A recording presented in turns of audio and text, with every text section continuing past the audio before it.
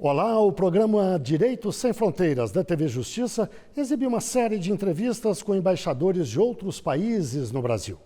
Nós queremos saber o que eles pensam sobre importantes questões ligadas às relações internacionais e principalmente sobre as relações com o nosso país. E o nosso convidado de hoje é o embaixador de Ruanda, Manzi.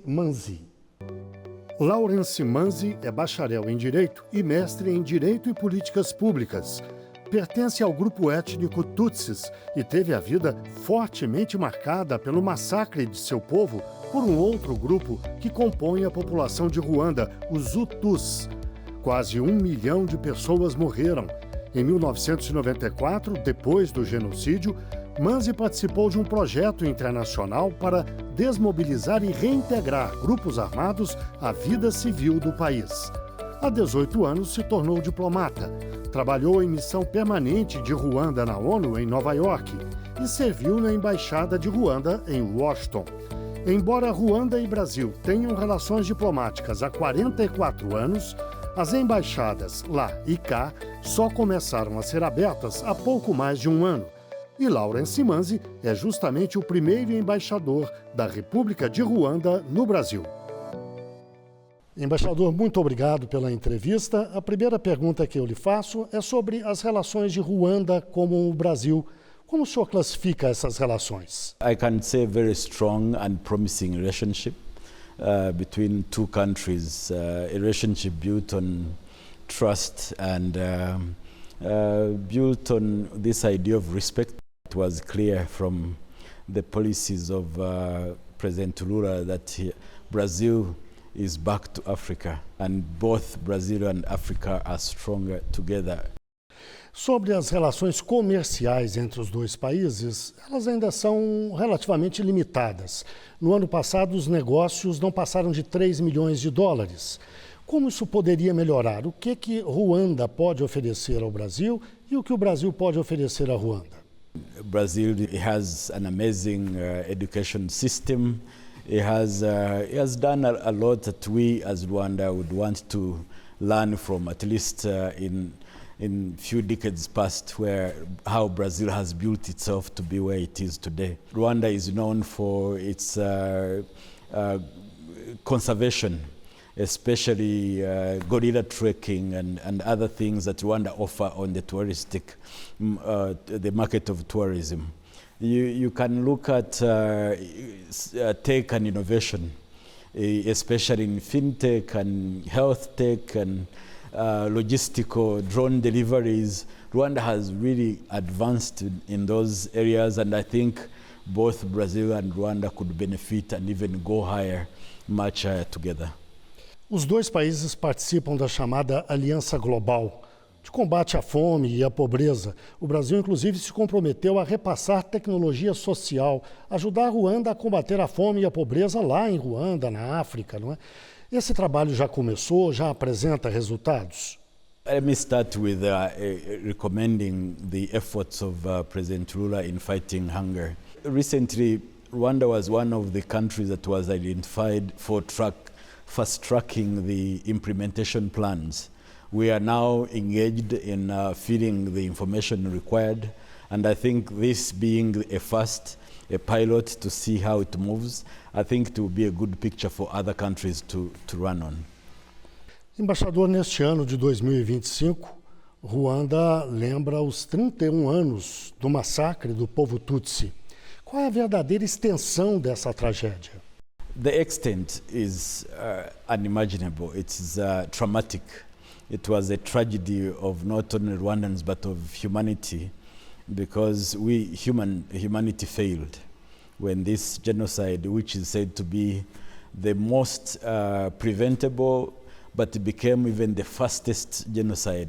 Over 1 million people killed, innocent people killed by their neighbors, their teachers, their doctors, their families in some instances. The whole country destroyed.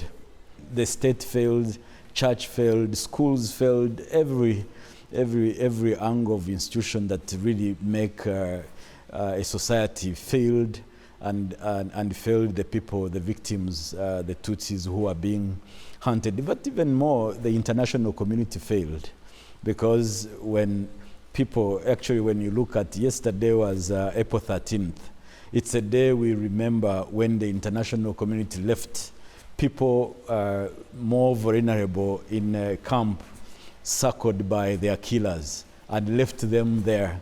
The Belgian soldiers left them there to be slaughtered by the people. These people had run to the camp to hide, just thinking they would be protected by international peacekeepers, but they were let down. Embaixador, e qual a verdadeira causa do genocídio? Qual é a explicação? O colonialismo, a colonização da região, ajuda a explicar isso? Genocide and its ideology started with colonialism.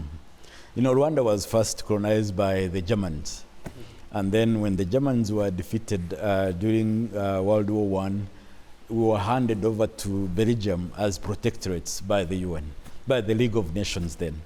And from then, we see the Belgians building from our social fabric. These groups of Tutsi, Hutu, Twa were just social status. People could move from one group to the other. But then when they came in I think 1930, they institutionalized that division. They put an ident card measuring people's faces to see if your face is long, you belong to this group, or it's short, or you're stout, you're more short. So they started building people in these groups, and now sealing it that no one could actually move, with an ID card that identified the one as a Hutu, Tutsi, or Twa. These cards, if you'd say, they killed more people during the genocide, because just one card, one would know whether they are going to be killed or survive in roadblocks in every place. So and not only did they construct this and institutionalize it, but they also worked over years building that hate, building on bad leadership, setting up a generation of people they trained to be killers in 30 years later. Because in 59 we saw the first killing. Actually 94 is not the first genocide. We see it in 59, we see it in 62, we see it in 73, and we see it in 91. So it has been successive, and we would see a problem of impunity that actually encouraged these people to keep the spirit of killing. So, but would you leave everything to the colonizers? No. I think that would not be right, because we had people who are thinking, but there are bad leaders, poor governance, bad governance, I think also, and corruption and all that goes with bad leadership, I think is what really worked into have over 1 million Tutsis killed by their neighbors. Embaixador, não seria melhor esquecer o que aconteceu, de certa forma, porque isso poderia ajudar a pacificação do país, ou não? Por que é importante relembrar? You know, remember is enforced by history. Imagine you are a survivor. April 12th, like the person who was testifying in the event, remember, comes, you remember April 12th as what they did to you. So the survivors will actually remember anyway. And the people who killed them are not going to forget, because everybody knows what they did. But there is, I think the world is in this rhetorical say, never again. We can never say never again if we don't remember the history of the genocides that took place. So I think for remembrance for Rwanda is not to inflame hate and vengeance. No, we do it in a process where we try to protect and make sure it never happens again, not to a Rwandan, but also to hopefully teach the world that because never again, remembrance now takes place not only in Rwanda, but globally by our diasporas, but also at the UN and all international organizations. I hope there is a message that comes out that causes people to always remember the cause, but also how to prevent. Denial is a real thing. And denial, as for scholars who said the last stage of a genocide is denial. You can go to a Holocaust. Normally the last stage is where the perpetrators turn and want to call the victim to be the perpetrator. And therefore the cycle of genocides actually begin by denial. So I think fighting denial, making sure we never again is a reality, but also teaching the generations to come about the consequences of genocide, it's important to remember. But a good enough for Rwanda, we remember, we unite, and we renew. So in our remembrance, we try to unite as Rwandans, but also we renew with the new visions of development and better future for all the people of Rwanda. Embaixador, qual a relação que existe, se é que existe, entre o genocídio e a violência que acontece hoje no leste da República Democrática do Congo, próximo à fronteira com Ruanda? Mas eu vou pedir que o senhor me responda daqui a pouquinho, logo depois do intervalo. O Direito Sem Fronteiras, portanto, faz uma breve pausa e volta já já.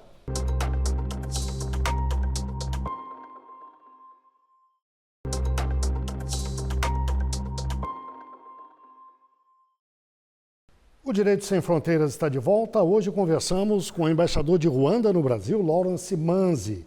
Embaixador, no bloco anterior eu deixei uma questão no ar e peço que o senhor responda agora.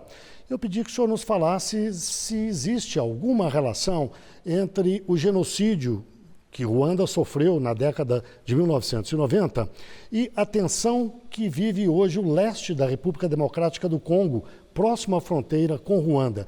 Existe alguma relação? We see a resemblance and actually a relationship that is close because the actors seem to be the same. Today, when you see how many refugees, 30 years of refugee, of these people, their families, people who ran away from Congo, by then they ran to Rwanda. We have over 100,000. Uganda, I think, has even doubled that.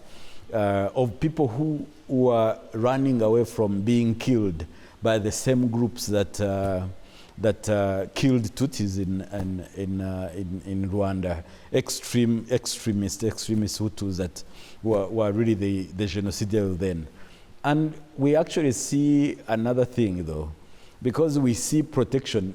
In the genocide, we see foreign countries like the French on the roadblocks choosing who is to kill and who to survive. And as they took these groups as protectors to go in Congo, we see these foreign governments arming, giving support to these groups to again cause not only kill there, but also come and finish what they didn't finish in Rwanda. Embaixador, relatório da Organização das Nações Unidas feito em 2024 apontou apoio direto do governo de Ruanda ao grupo guerrilheiro M23, que atua na República Democrática do Congo. Esse apoio se daria por meio de soldados, de logística, de armamentos, enfim, apoio direto. Por quê? The truth is, Rwanda, as always, has denied those allegations. And they are truly allegations because they are not built on the facts.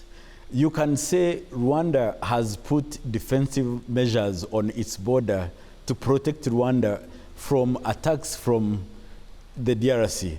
But saying Rwanda has deployed troops and is giving arms to a rebel group, that one is totally false. But the truth is, Rwanda is peace-loving.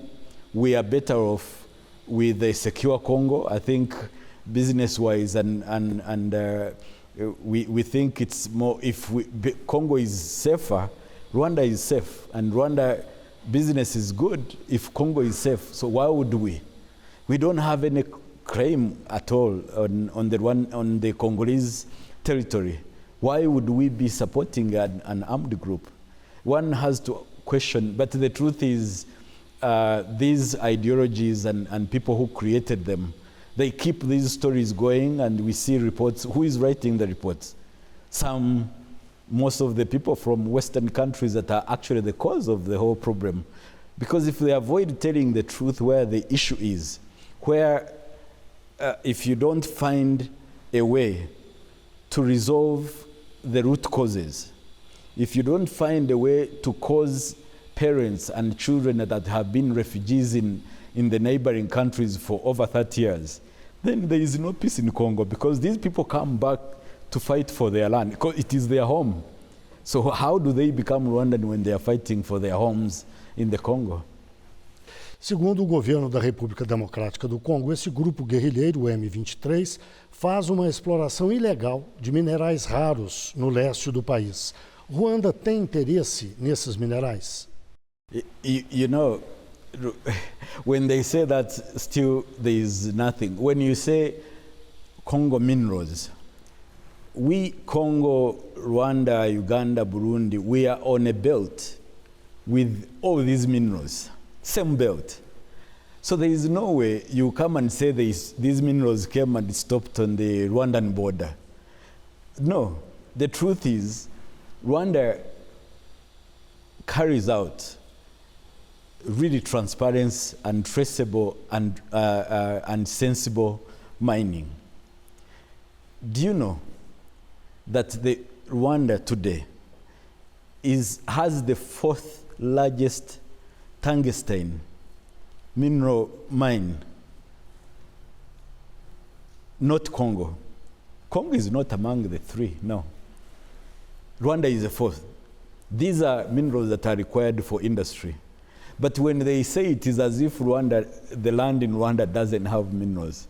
The truth is we've put in place strategies to make sure we abide to international sensible mining rules. I don't know if we are part of, I think we abide to OECD due diligence principles on mining. We are part of the international ZITIN sourcing and mining initiatives. We are part of, and we are part of the Great Lakes Initiative for sensible mining. So we've done everything to make sure our minerals are easily traceable. We are transparent in where we mine our minerals. And the only thing we've done, we've improved how we do business.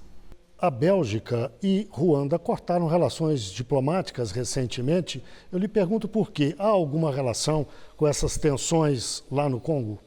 I first told you about the issue of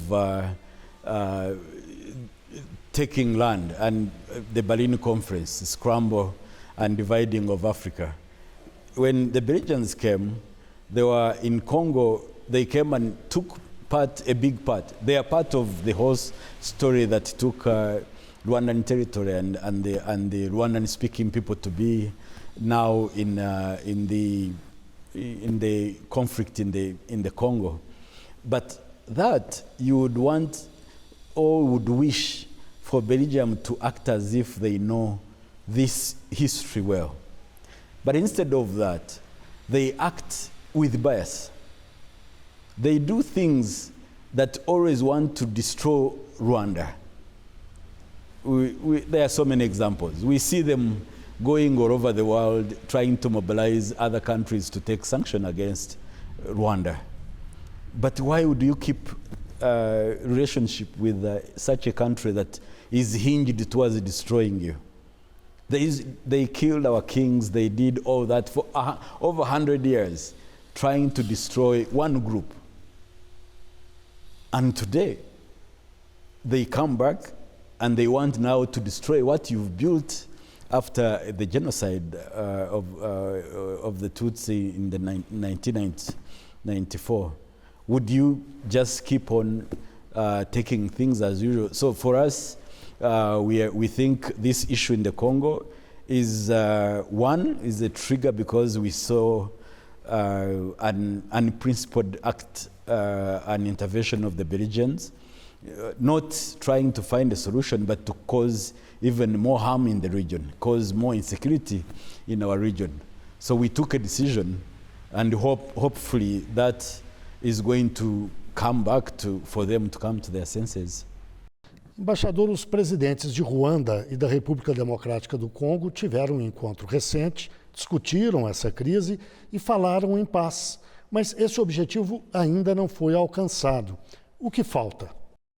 Yeah, it's true. I think we counted that as a positive trend, because it was after 3 years the two presidents had never met. But meeting in Qatar, and the messages that came out, everybody was committed. This time we saw the Congolese side no longer mention Rwanda as a cause, but they started speaking about having direct talks with the Congolese fighters, the M23. So that seemed to be, and actually later we saw another wave of both our officials and Congolese lower ranks, of course, also meet, and then the Congolese also had interaction with the M23 in Qatar. So there was a positive move, and indeed we also saw the M23 declare a ceasefire and move out of some of the territories, that is in the media, in the territories they had captured. So the truth is there is this movement, and of course that is not in isolation. Also the Africa solutions were clear. We see a new team of former heads of state put in place to help the negotiation, finding peace in the Congo. And I think recently the president of Togo, I think, was designated as a facilitator. Of course, I think this time will be replacing President Lorenzo of Angola, who has been trying to do the same. So there is a positive movement, and we wouldn't by now say it has failed. Well, we see groups, we hear reports of groups and fighting here and there, but I think officially the two sides seem to be wanting to maintain the peace. Is it going to happen? I think recently I was me add this because I think sometimes we let the people that cause the problem to take a lead. Here, when Africa is trying to find a solution, we see Western countries trying to destabilize, taking sanctions against Rwanda, against these groups. In a way, who is going to talk to who if no one is actually allowed even to travel and go for these negotiations? So, but I think the African solutions, the EAC and SADC, is committed to a peaceful resolution, and whatever is happening in Qatar, I hopefully that will allow all these two, we will finally have meet and find a solution.